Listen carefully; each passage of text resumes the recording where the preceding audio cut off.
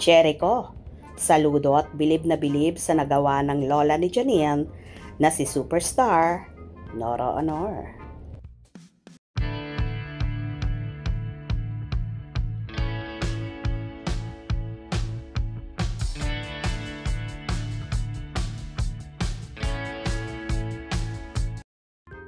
Isa si Jericho Rosales sa personal choice na magbasa ng excerpt sa librong Pinilakang Tabing. Inimbitahan siya ng National Artist for Film and Broadcast Arts na si Ricky Lee. Pinagmasdan namin siyang mabuti kung ano ang magiging reaksyon niya habang binabasa ni Michael V.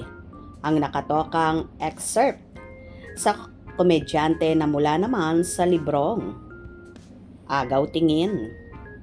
Tungkol kasi sa pelikulang Himala at husay ni Nora Honor ang binasa ni Bitoy kung paano pinuri ni na Direk Ismael Bernal at Joel Lamangan ang superstar.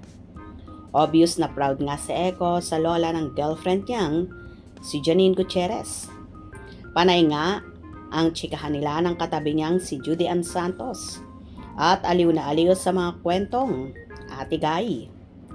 Pagkatapos ng event ay nakakwentuhan namin si Jericho sa backstage. Umaasang aktor na sana pala rin din ang pelikula niyang Quezon na maging Pinoy iconic films din tulad ng nagawa ng Mamagay ni Janine. Finlex ng aktor ang ganda ng pelikula niya na tungkol sa buhay ng pangalawang presidente ng bansa. Matapang daw ang nasabing movie na tiyak ni Eko na mamahalin ng kapwa Pinoy niya. Mas maging makabayan nga raw siya matapos niyang gawin ang pelikula. Excited na raw siyang ipanood ito sa kanyang pamilya, kaibigan at sa kasintahan niyang si Janine Gutierrez.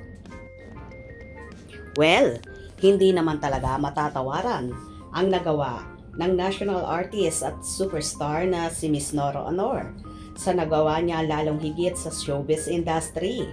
Marami sa mga nagawa niya ay talaga namang tumatak sa sambayan ng Pilipino.